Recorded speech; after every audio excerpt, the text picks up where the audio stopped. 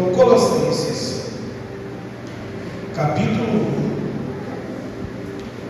1, verso 1, diz assim: todos acharam? Primeiramente eu ponho no telão, mas na próxima a gente põe. Colossenses, capítulo 1, verso 1, diz assim: Paulo, apóstolo de Cristo Jesus pela vontade de Deus, e o irmão Timóteo, aos santos e fiéis irmãos em Cristo que estão em Colossos, a vocês graça e paz da parte do nosso Pai e do nosso Senhor Jesus Cristo. Sempre agradecemos a Deus, o Pai do nosso Senhor Jesus Cristo, quando oramos por vocês, pois temos ouvido falar da fé que vocês têm em Cristo Jesus e do amor que têm por todos os santos, por causa da esperança que está reservada a vocês nos céus, a respeito do qual ouviram por meio da palavra da verdade, o Evangelho que chegou até vocês. Por todo mundo este Evangelho vai frutificando e crescendo, como também ocorre entre vocês, desde o dia que ouviram e entenderam a graça de Deus em toda a sua verdade. Verso 7: vocês aprenderam de Epáfras, nosso amado cooperador, fiel do ministro de Cristo para conosco, que também nos falou do amor que vocês têm no Espírito. Por esta razão, desde o dia em que ouvimos, não deixamos de orar por vocês e de pedir que sejam cheios do pleno conhecimento da vontade de Deus, com toda a sabedoria e entendimento espiritual.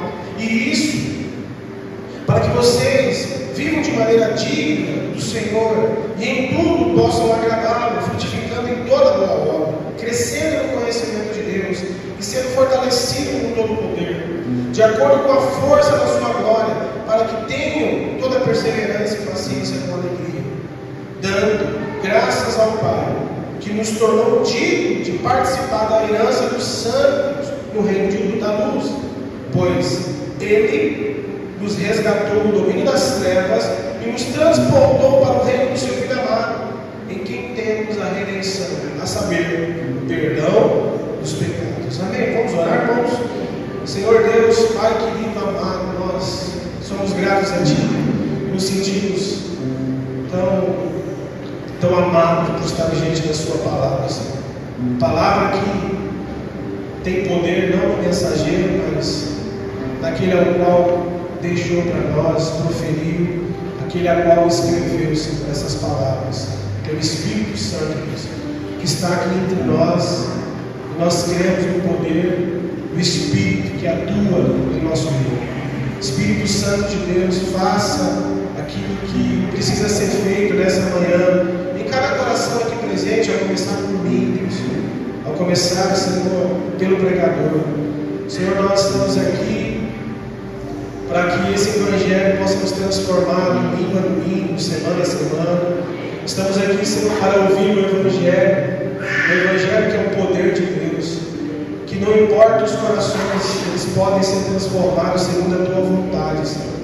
E eu oro segundo a Tua vontade, Senhor, pedindo que os corações que aqui está, Senhor, possam ser transformados essa manhã, possa mudar as mentes dos nossos irmãos, dos seus amados filhos, que o Senhor Deus possa chamá-los segundo a Tua vontade, despertá-los, Senhor, a viver esse Evangelho que é poderoso.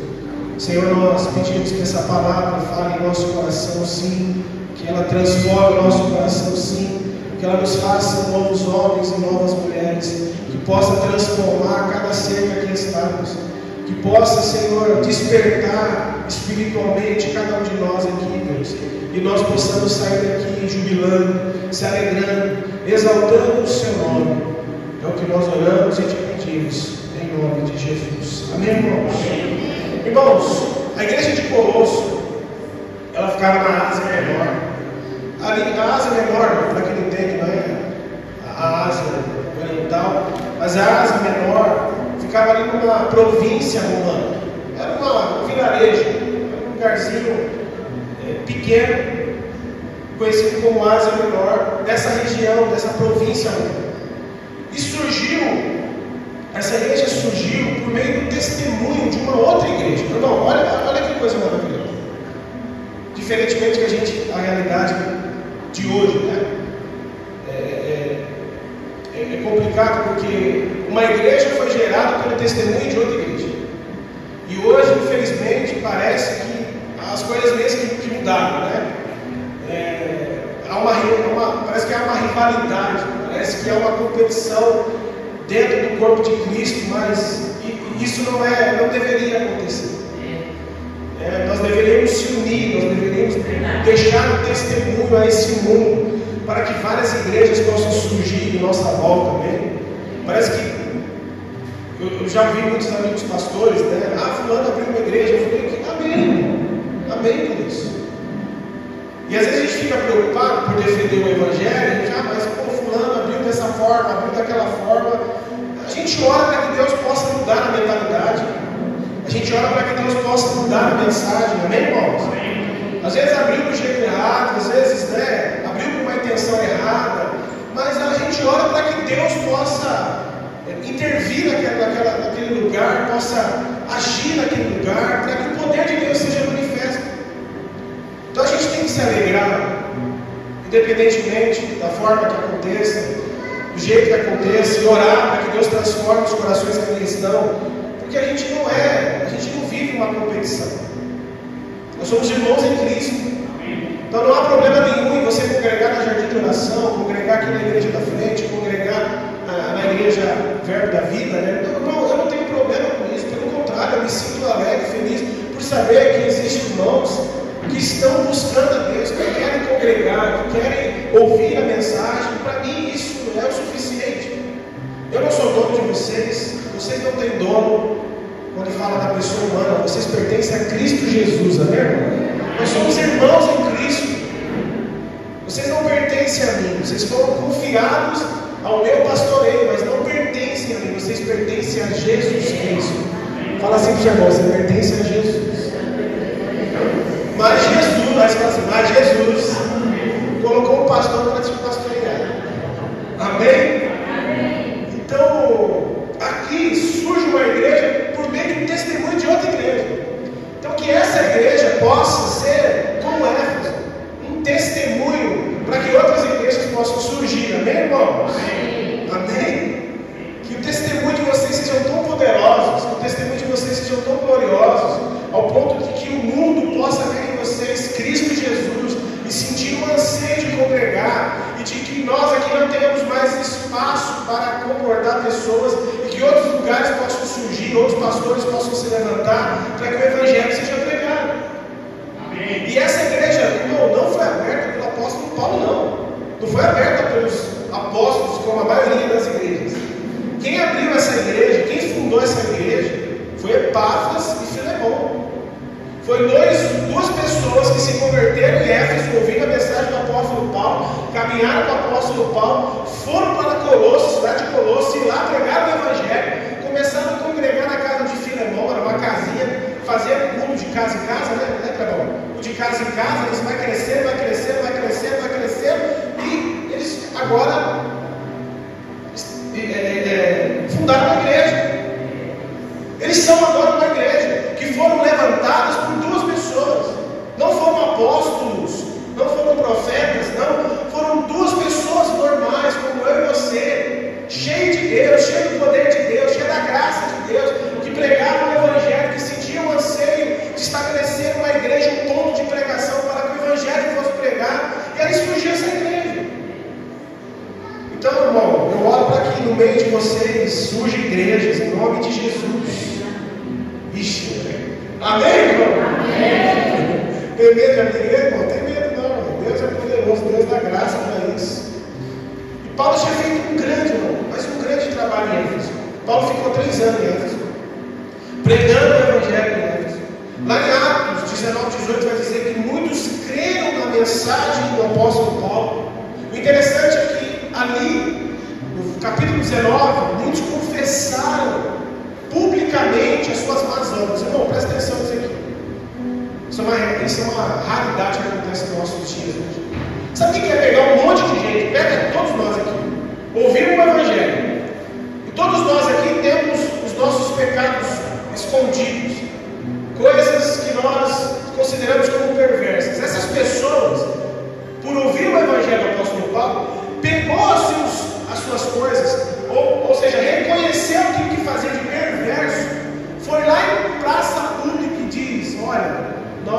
confessamos os nossos pecados, nós confessamos que somos isso, nós confessamos que fazemos aquilo, nós confessamos que somos pecadores, irmão. Multidão, ou uma grande quantidade de pessoas confessaram publicamente as suas más obras, dizendo: eu era adúltero mesmo, eu fazia isso, eu fazia aquilo, eu pecava, Não, o poder de Deus tomou essas pessoas de uma forma tão poderosa que elas confessaram publicamente.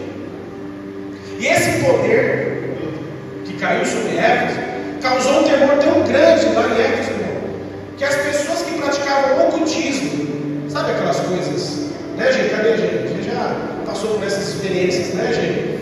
Essas coisas meio místicas, meio escondidas, que muitas vezes as pessoas consideram como algo bom, mas no fundo há uma realidade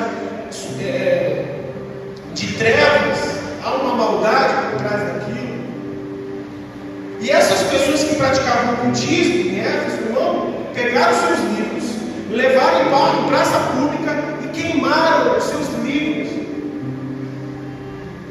E a Bíblia vai falar que a quantidade de livros de ocultismo que foi queimado foi tão grande,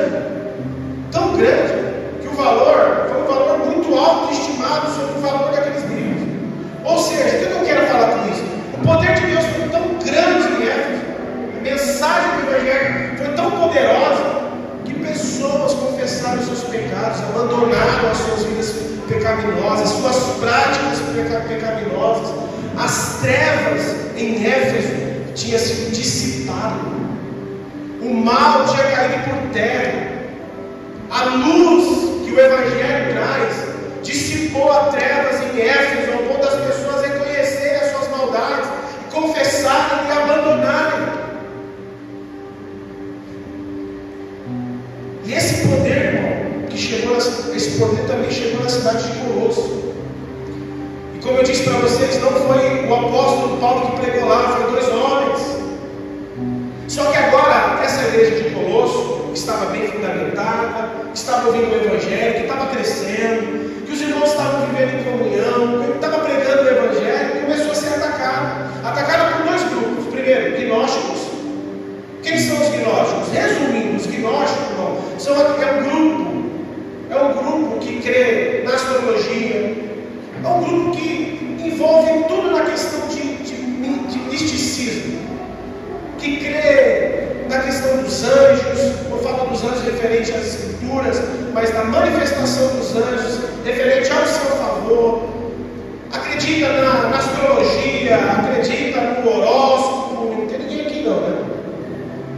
Ninguém lê o horóscopo de manhã não e fala: deixa eu ver como é que vai ser meu dia hoje. Eu está dizendo que hoje eu vou passar uma situação, e parece que as pessoas acreditam nisso. Então os gnósticos envolviam tudo isso. Eles pegavam tudo que achavam que seria bom e misturavam. Até o Evangelho estava misturado mesmo. E tem crente que é assim hoje. O crente hoje, ele diz que é crente, que crê em Jesus, mas crê no horóscopo. Ele diz que é crente, que crê em Jesus, mas ele gosta de fazer algumas coisinhas, uns rituais. Dá ali uma coisinha para o santo, dá ali uma coisinha ali para o... Não, irmão, nós não precisamos disso. Nós não precisamos dessas coisas. Jesus é suficiente. Amém? E os gnósticos queriam dizer para aquela igreja, dizendo assim: igreja, vocês estão errados. Como assim vocês só creem na obra de Jesus? Como assim vocês só consideram a morte e a ressurreição dele? E vocês acham que isso traz salvação para vocês? Não! Vocês precisam olhar para as estrelas, vocês precisam olhar para a lua, vocês precisam ver como é que está a estação, como é que está ali as coisas que estão acontecendo, porque isso é importante, porque isso aproxima de Deus, porque isso te faz mais espiritual, porque isso é necessário para que vocês alcancem a perfeição. Era isso que os gnósticos faziam. Você precisa crer aqui nessas coisas que está escrita. Nós não precisamos disso, amém, igreja? Só que do outro lado tinha um grupo judaizante legalista.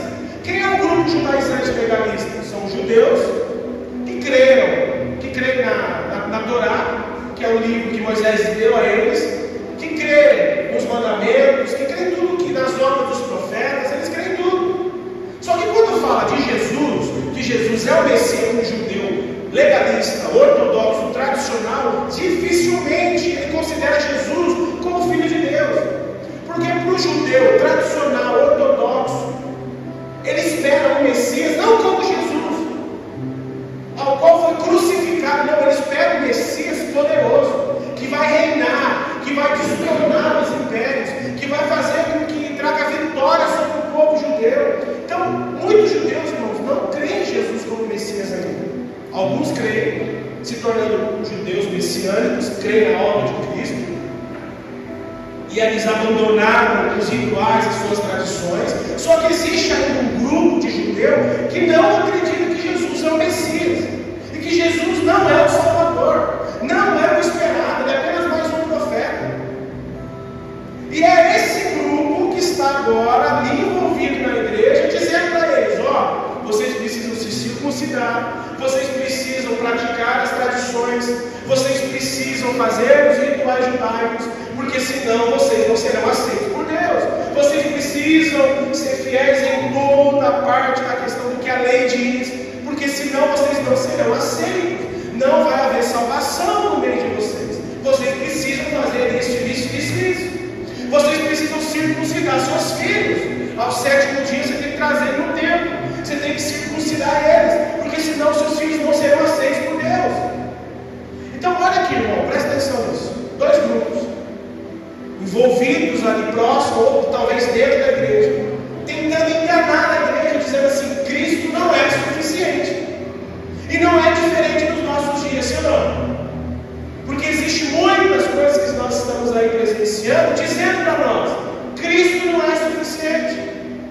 Você não precisa ser assim tão radical. Você não precisa ser assim tão fervoroso. Você não precisa. Olha, se você fizer isso, Deus vai entender. Se você fizer aquilo, Deus vai entender. Deus não vai deixar de chamar por isso, Deus não vai deixar de chamar por aquilo. E aí eles começam a trazer essa mentalidade gnóstica. Começam a colocar regras, dizendo: se você não trazer o dízimo, você não vai prosperar. E não é sobre trazer o dízimo, não é sobre dar, não é sobre eu tenho que fazer para Deus abençoar. Paulo já disse: nós já somos abençoados com toda sorte de bênção. A bênção de Deus já está sobre nós, a graça, a misericórdia, elas já estão sobre a nossa vida.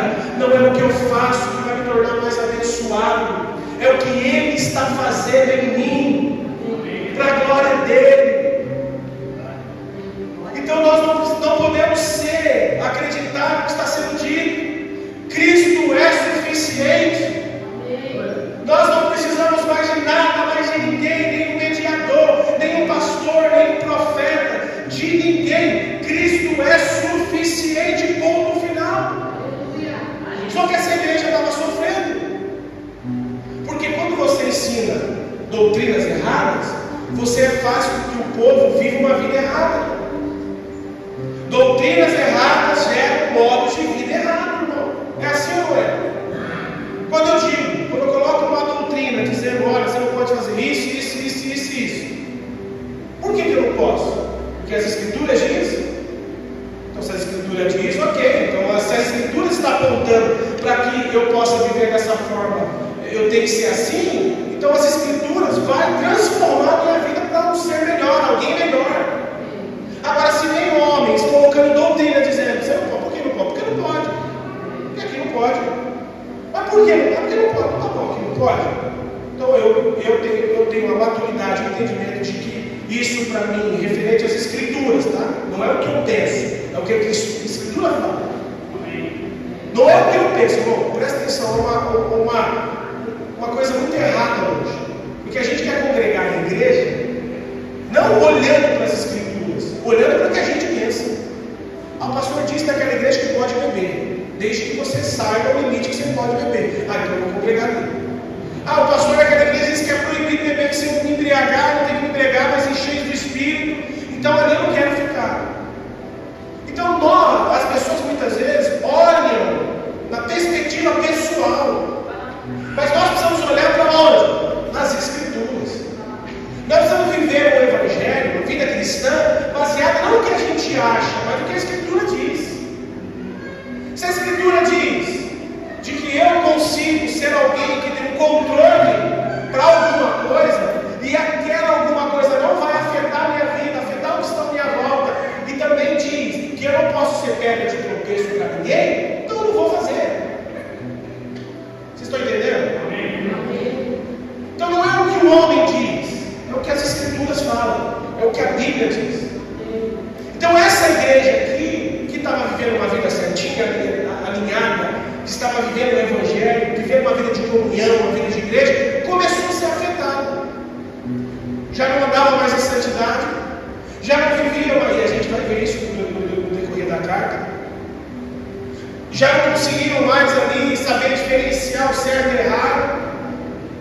Então o que Paulo faz? Paulo traz essa igreja de novo para a centralidade do Evangelho. Então Paulo chama a atenção deles, trazendo eles de volta, dizendo: olha, vocês precisam voltar para Cristo, e voltar também a entender o que Cristo fez por vocês. Porque, irmão, quando nós entendemos quem Cristo é, o que Cristo fez por nós, dificilmente nós vamos acreditar em ensinamentos, falsos ensinamentos da verdade. Nós vamos ser alguém que vai ter um estilo de vida diferente, porque nós conhecemos quem Cristo é e o que Cristo fez por nós. E essa não é a preocupação de Paulo aos Colossenses, porque eles estavam recebendo ensinamento onde a obra de Cristo não é suficiente. Tem que misturar coisas, tem que ser mais liberal aqui. Não, você não pode ser tão radical aqui, libera mais aqui, cara. Não, Paulo tem a intenção de escrever essa carta dizendo o seguinte: olha, não, para de acreditar nisso. Pare de ouvir doutrinas de homens que estão fazendo vocês desviarem do Evangelho, desviarem da fé. E aí o que Paulo faz aqui, irmão? Primeiro, Paulo resgata o que Cristo fez por eles. Paulo começa a carta dizendo: vai lá, volta lá para o texto. Ele começa ali falando do verso 3 em diante, capítulo 1, verso 3, dando graça no que Deus fez por nós. Ele elogia a fé deles, e aí ele começa a descrever, dizendo no verso 9: por essa razão, desde o dia que ouvimos, deixamos de orar por vocês e pedir, sejam cheios do pleno conhecimento da vontade de Deus. Paulo está falando assim: olha, irmão, vocês precisam voltar ao pleno conhecimento da vontade de Deus. Vocês precisam ter a sabedoria e o entendimento espiritual. E aí ele começa: bom, aqui já dá uma pregação, aqui eu já consigo pregar mais uma mensagem, mas a minha ênfase não vai ser no que Paulo está aqui tentando resgatar, mas o que ele vai falar no verso 12. O verso 12, ele diz assim: o que Cristo fez por vocês, é isso que ele quer resgatar. Ele vai nos dizer: o vento não está deixando, eu dou graças ao Pai, ou dando graças ao Pai, que nos tornou dignos. Irmão, presta atenção nisso aqui. Olha que coisa maravilhosa. Paulo está dizendo: olha, eu dou graças a Deus, porque nos tornou digno de participar da herança dos santos do reino da luz. Irmão, olha que coisa maravilhosa que nós recebemos mediante a obra de Cristo. Paulo está dizendo a eles, mas se compete a nós também. Paulo está falando: irmãos, o texto diz aqui, ele quem? Quem Paulo está falando? Ele, Jesus, ele, o Cristo, ele, Jesus, Cristo, nos tornou digno. A palavra digno significa aquele que está em conformidade, alguém apropriado. Tem aqui o advogado aqui, ó, sabe muito de lei. A palavra digno significa aquele que se tornou merecedor. Irmão, olha que coisa maravilhosa. Merecedor do quê? Do que nós se tornamos merecedores? Paulo está falando: irmão, lembra-se do que a obra de Cristo fez por vocês. Resgata lá atrás o que eu ensinei por meio dos irmãos que aí estavam, das cartas que eu escrevi a eles.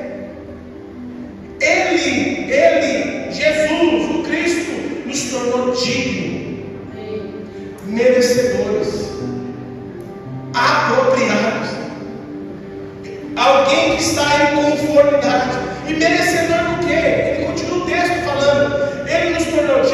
participar da herança dos santos no reino da luz. Ou seja, Cristo nos fez merecedores de uma herança, irmão, que envolve tudo aquilo que está nas Escrituras. Uma herança que a terra não pode usufruir, uma herança onde a traça não pode corroer, onde o ferrugem não destrói, onde o ladrão não pode roubar, uma herança que não é terrena, é celestial, onde ninguém pode tocá-la, que foi dada a todos os santos, a todos nós que fomos escolhidos segundo a tua graça e misericórdia.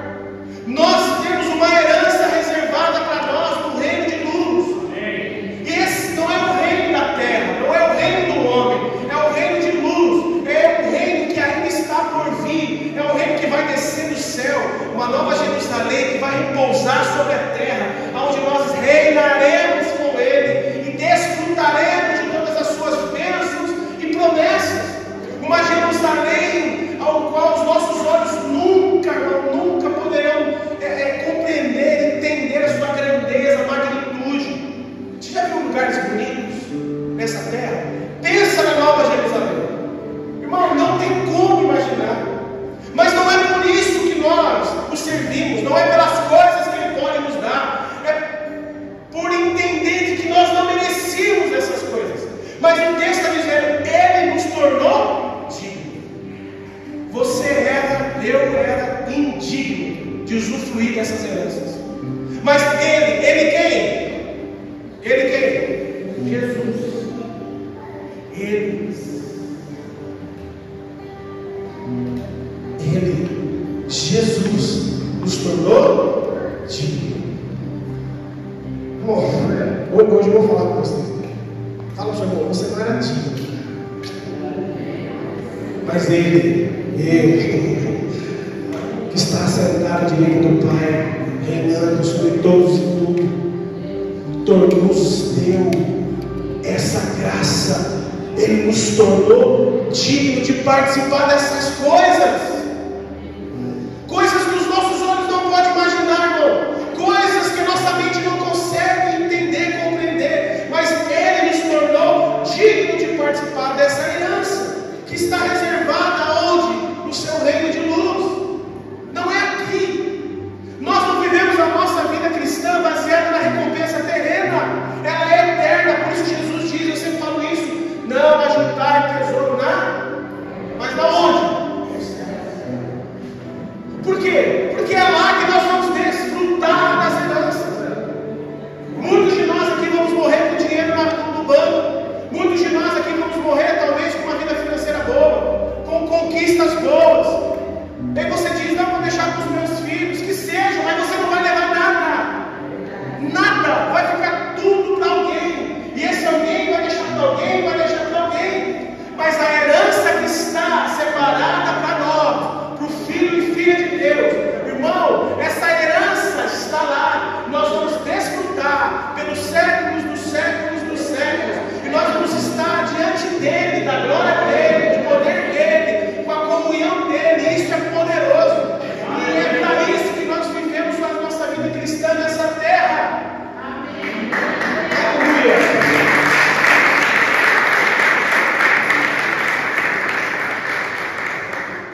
Amém? Amém? Nós vivemos, irmão, para algo maior. Nós não vivemos a nossa vida apenas em conquistas aqui, porque elas são passageiras, elas vão embora. Ele nos tornou dignos, porque nós éramos indignos. Nós não merecíamos isso. Irmão, quando eu fiquei meditando nesse texto, eu falei para a Batalha, né? Quando estava montando a palavra, eu vou dizer assim, isso falou muito comigo, porque isso envolve a minha pessoa. Eu era indigno. Eu era um nóia, eu era um drogado, eu era um usuário, eu era alguém indigno, eu merecia a morte, o inferno, pelas coisas que eu fazia. Eu não merecia nem mais estar vivo depois de 2 overdoses, mas Ele me tornou digno. Aleluia. E digno de uma herança. Que coisa poderosa, irmão. Nós estamos estudando as Escrituras, trazendo para a nossa vida. Dizendo, Senhor, eu era indigno, mas o Senhor me fez digno. Não por causa de mim,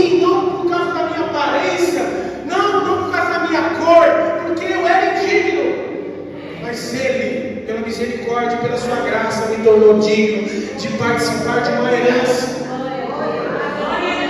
Porque os meus pais não me deram herança, não tem herança, vem de família pobre. Mas Cristo nos deu, me deu essa herança que eu vou desfrutar dela. E deu a nós, deu a você também. Por isso que nós vivemos o Evangelho, irmão. Por isso que nós vivemos uma vida de renúncia. Porque nós renunciamos aqui e desfrutamos da eternidade. Mas se você não quer abrir mão aqui, dificilmente você vai desfrutar da eternidade. Quem não abre mão da herança terrena não acessará a herança eterna. Quem não abre mão da herança terrena não vai desfrutar da herança eterna.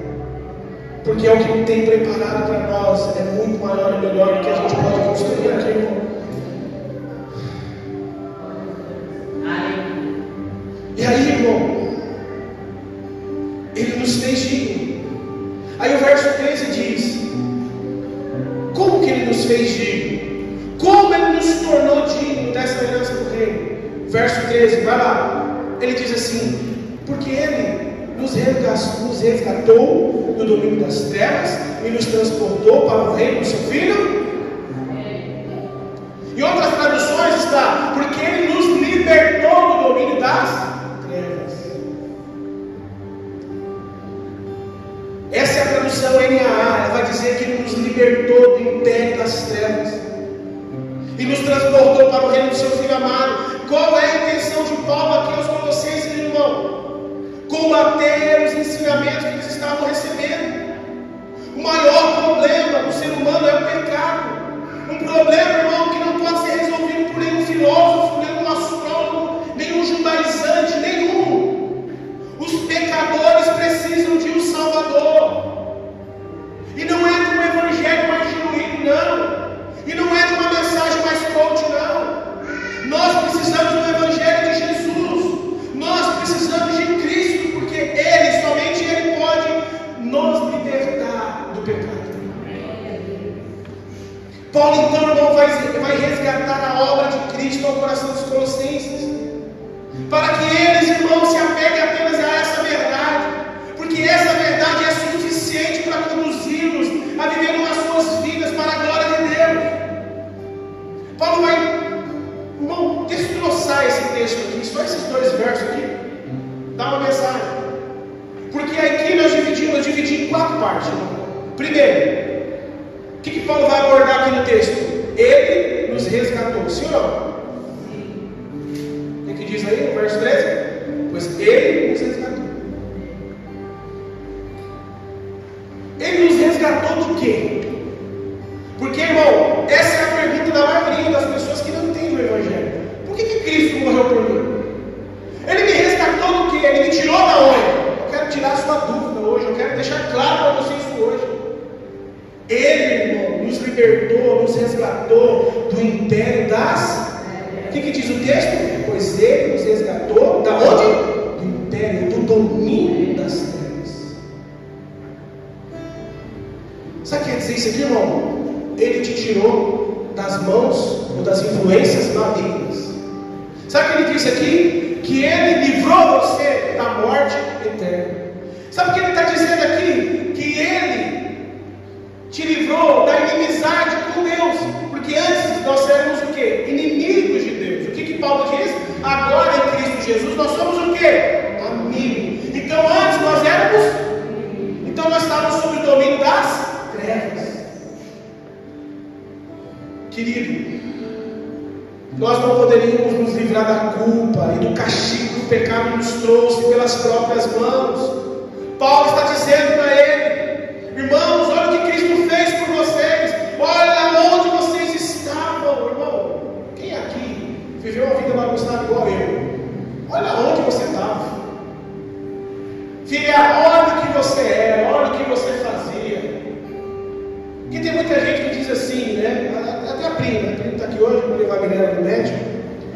E a prima fala: pastor, eu não vivia essas bagunças que muitos viveram. Irmão, não é sobre as experiências negativas que a gente necessita de um Salvador. Nós precisamos de um Salvador por causa do pecado. Existe em cada natureza aqui uma carnalidade ainda clamando para fazer as coisas fora da vontade de Deus. Um pensamento errado, uma atitude errada, uma ação, irmão. Pecado a gente parece que só fala de adultério, só fala de imoralidade, só fala de droga. Não, o pecado está na inveja, o pecado está na raiva. Caim matou Abel como? Sentimento de raiva.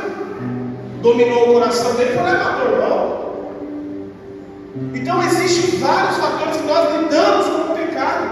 E esses fatores, nós precisamos ser libertos dele. Porque ele nos conduz a uma vida de perdição, do pecado, quem está entendendo? Talvez você não é um usuário de droga, como eu fui, mas você é alguém invejoso, você é alguém irado, você é alguém que quer arrumar briga em onde vai, se deixar. Você é alguém que não deixa sair por baixo, você sempre quer sair por cima, numa dessas pode perder a vida. Então Cristo nos resgata dessas coisas, dessas trevas que estão sobre nós, porque essas trevas têm uma influência maligna que pode nos fazer mal. Então Paulo está dizendo, olha, existem algumas coisas aí que vocês precisam reconhecer que vocês foram libertos.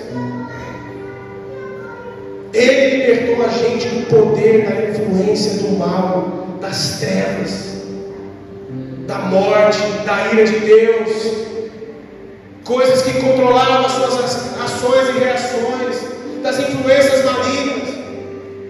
Mas agora, mediante a graça de Deus, nós, irmão, podemos ter mérito.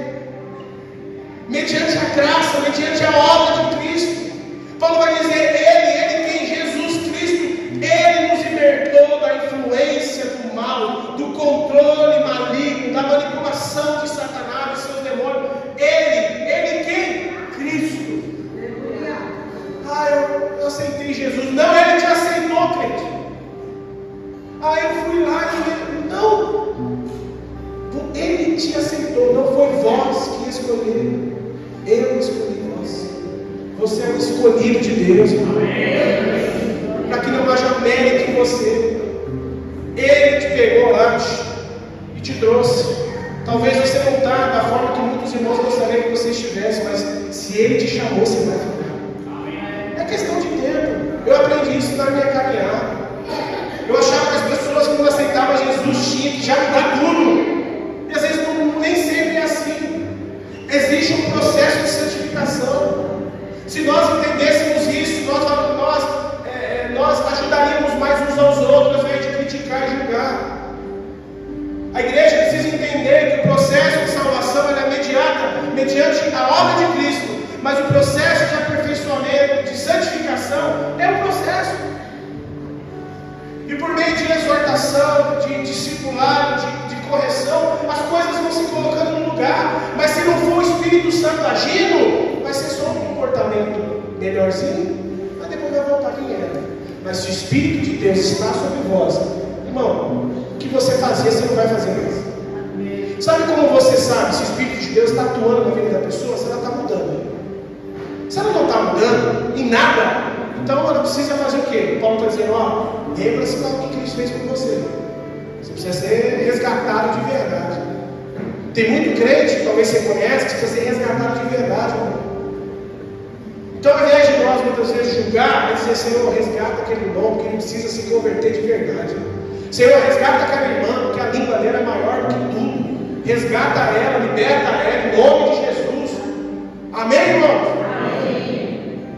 Porque nós não podemos apenas dizer que a pessoa vem à igreja, agora ela tem que ser santa. Tem que ser. Amém? Tem que se esforçar. Deus diz, seja santo como eu sou santo. Existe um esforço, uma dedicação, um empenho, renúncia. Jesus diz, aquele que quiser me seguir deve negar a si mesmo. Negar a si mesmo envolve renúncia. Não, isso aqui eu não vou fazer. Não, isso aqui eu não vou fazer. E o Espírito Santo, opa, ele está aprendendo. Vamos lá. Estou aqui, estou te capacitando, estou te ajudando, estou atuando em você, estou mudando. Você está entendendo o que é o Evangelho. O Espírito Santo está ali. Agora tem gente, irmão, que a gente acha que tem que está na igreja, que acha que. E não vai ser. O joio sempre vai estar convivendo com o trigo. Até o dia da vinda de Jesus, onde os anjos vão separar o joio do trigo. Até lá, irmão, paciência, oração. e vigilância. Amém? Então Paulo está falando aqui, olha que vocês foram libertos. Irmãos, olha que vocês foram libertos, irmão. Olha da onde Deus tirou você, olha da onde Jesus tirou você, irmão. Meu Deus. Quem tem motivo para agradecer? E aí, irmão, Ele também nos deu vida. Ele nos resgatou do império das trevas, mas também nos deu a vida. Jesus disse que eu vim para que tenha o quê? Morte ou vida? Vida. Ele também nos fez amigos de Deus. Romanos 5,10. Nós éramos inimigos de Deus, mas ele quem? Jesus, nos tornou amigos de Deus por meio da sua morte. Olha que privilégio. Você é amigo de Deus. Meu Deus. Aí não acaba aí, irmão. O texto vai continuar dizendo: Ele também nos transportou. Então Ele nos libertou da onde? Do império das trevas. E agora Ele faz o que com a gente? Nos transportou. A palavra transportou significa alguém que foi removido de um lugar e trazido para outro. Ou seja, Jesus não nos libertou, irmão, da escravidão para ficar vagando sem rumo, não. Agora não, vou viver a minha vida de jeito que fui liberto. Não. Você não foi liberto para viver vagando, não. Lembra do povo do Egito? Tiro você do Egito, mas te dou uma terra. Qual que era a terra? Canaã. Vocês vão vagar. O tempo que vocês vão vagar por causa da murmuração vai ser grande, mas vocês têm um destino. E nós fomos libertos, mas nós também temos um destino, né, irmão? Fui liberto e aí? Eu vou viver como eu quero? Não. Tem um rumo, tem um destino, tem um propósito. Ou seja, irmão, Ele nos tirou de um lugar para colocar em outro lugar. E esse novo lugar que Ele nos colocou é o lugar onde está estabelecido o que? O seu reino. Ele nos transportou para o reino do seu Filho amado.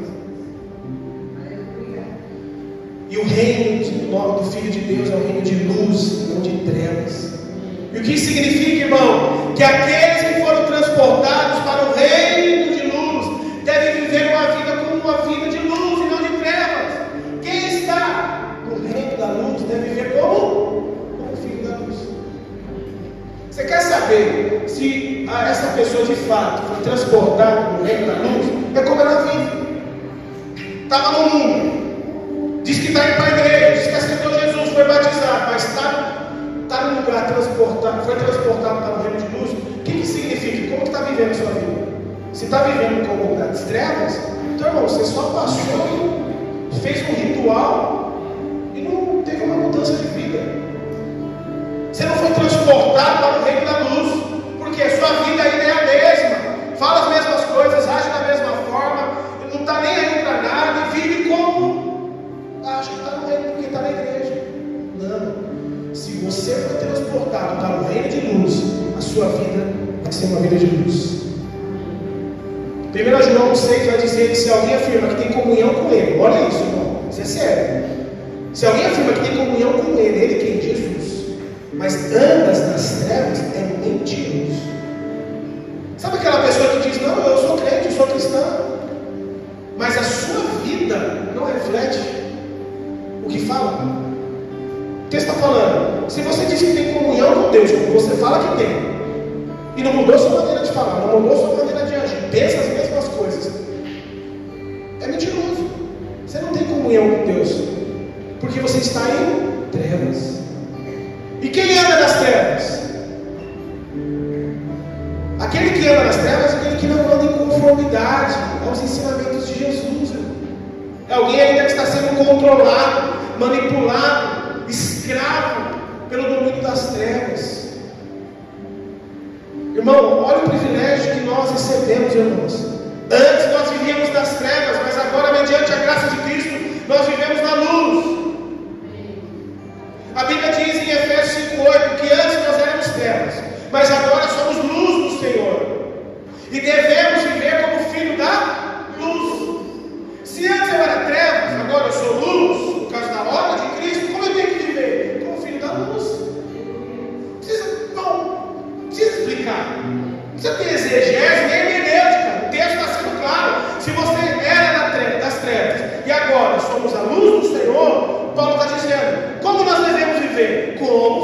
a luz, acabou.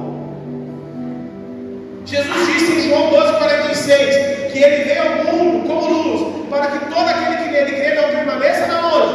Nas trevas. Então Jesus veio para que você e eu não permanecêssemos aonde? Trevas. Permanecêssemos para onde? Na luz.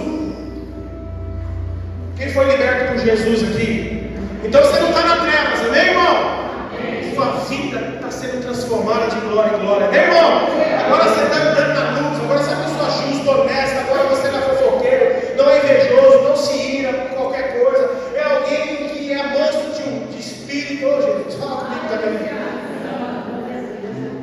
Tem coisa, irmão, que eu preciso, eu estou sendo transformado. Eu estou entrando, ó, eu saí das trevas, mas eu estou aqui, ó, já com os dois pezinhos, já, quase os dois. No reino da luz, porque eu repito, é um processo. Mas é um processo que evolui, porque a obra de Cristo é plena, é completa, Ele não erra, Ele não falha.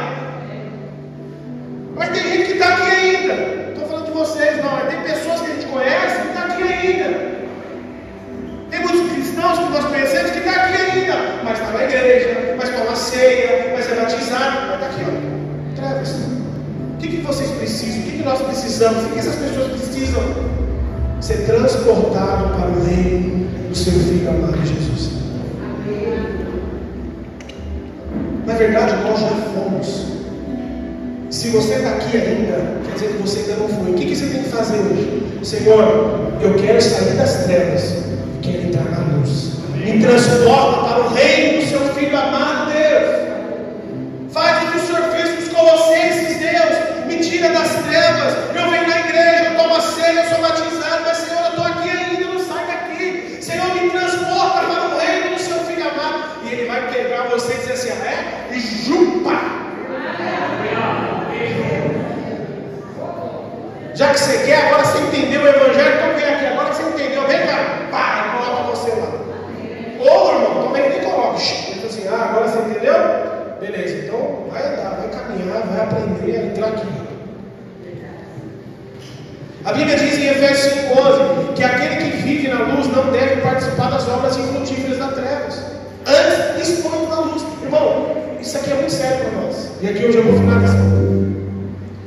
Sabe o que o texto está falando? Aquele que vive na luz, vocês, eu, nós, que fomos chamados, salvos, resgatados, quer dizer, não deve participar das obras infrutíferas, das trevas. O que é obra infrutífera? Irmão, posso aqui enumerar várias: fofoca, ira, manipulação, engano, sonegação, um monte de coisa. Ele está dizendo, olha, aquele que vive na luz, você que é crente, você que foi salvo, não deve participar das obras infrutíferas. Porque se você participa das obras infrutíferas, se você é alguém que compactua com essas coisas, você está errado. Ele está dizendo, antes, o que você tem que fazer? Exponha a luz. O que você tem que fazer? Dizer, a gente vê muito isso hoje, né? Muito. Parece que a gente não consegue lidar com a igreja. A gente gosta, as pessoas gostam de fofocar sobre o outro, de falar sobre o outro. Irmão fulano, ciclano, mas a gente não tem coragem de fazer o que a Bíblia orienta, de se ver o irmão pecando e ir até ele e dizer assim, irmão, você está errado. Irmão, se arrependa. Irmão, olha, não é isso que Deus prometeu para você. Irmão, sai daqui, sai daí, sai desse lugar. Sabe o que você está fazendo? Expondo a luz, dizendo assim, olha, eu não compactuo com essas coisas. É dizendo que o teu marido, é dizendo que a tua esposa, dizendo assim, olha, eu não concordo com isso, como a Natália falou várias vezes. Várias não, né? Sei lá, situações que chegam para mim, dizendo assim, olha, se você fizer isso, e aí eu compartilho com ela, e a gente conversa assim, não, o que a gente tem que fazer? Isso é por luz. Dizendo assim, não, isso aqui está errado, cara. E às vezes é de crente. Eu estava participando de uma reunião esses dias, né? A gente estava no carro participando. E tem um cara que é diácono da equipe. E é o cara que mais fala palavrão na reunião. Aí minha esposa falou assim, mas ele não é diácono? Eu falei, Deus é. Falar todo mundo fala. Mas viver a luz é difícil. E aí o que a gente faz? A gente escuta aquilo e as pessoas pensam o quê? Esperam uma oportunidade para dizer assim, quem é você para me repreender? Olha o palavrão que você fala. Mas a gente não tem coragem de chegar naquele irmão e dizer assim, irmão, cara, você precisa agir como luz. E é o que eu vou fazer com eles, esse irmão, você precisa entrar numa reunião e ser luz. Nós somos luz naquele lugar.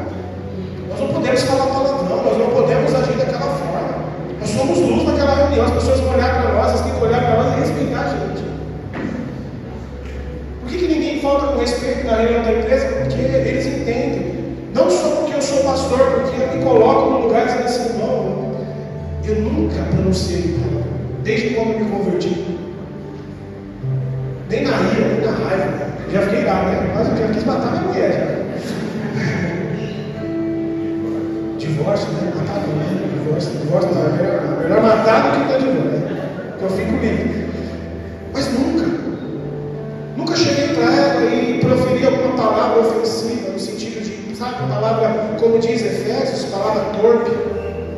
Porque eu entendo de que Cristo está me transportando para o reino do seu Filho amado, o reino de luz. Nós precisamos agir como homens e mulheres de luz, igreja. Dizer para os irmãos que estão à nossa volta, de outras congregações, dizer assim, irmão, você está errado. Não é isso que você tem que fazer, não é isso que você tem que falar. Você é o filho da luz. Você tem que viver como filho da luz. E aqui, irmão, eu finalizo para a gente poder cear. Paulo exorta esses irmãos lá no capítulo 3. Eu não vou conseguir entrar com vocês, mas leia depois o capítulo 3. Paulo exortando esses irmãos, porque eles perderam o temor. Está vendo como uma doutrina errada mexe com a vida? E aí Paulo lá no verso 1 diz, olha, vocês ressuscitaram com Cristo, pensem nas coisas do alto. No verso 2, no capítulo 3, Paulo diz assim, olha, irmãos, mantenham os seus pensamentos nas coisas do alto. Não sejam morais, está lá, está escrito lá. Vocês estão retrocedendo. Por quê? Porque aí, olha o texto, vai lá para o texto, Colossenses 1, verso 14. Por quê? Ele nos redimiu. Aí ele continua o texto assim, ó, pois ele nos resgatou do reino das trevas, nos transportou para o reino do seu Filho amado, a quem temos a redenção. O que significa? Ele nos redimiu. Ou seja, ele nos libertou, dando a sua vida em nosso lugar. E pela fé em Jesus nós somos redimidos. Nós fomos libertos. Fala para o irmão, você foi liberto. Você foi liberto da bebida, você foi liberto do cigarro, você foi liberto da droga, você foi liberto dos traumas, você foi liberto da influência maligna, você foi liberto da imoralidade.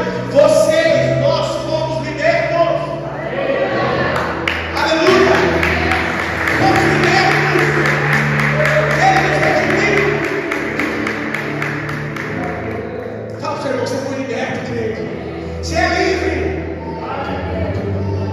Vamos orar aqui. Fica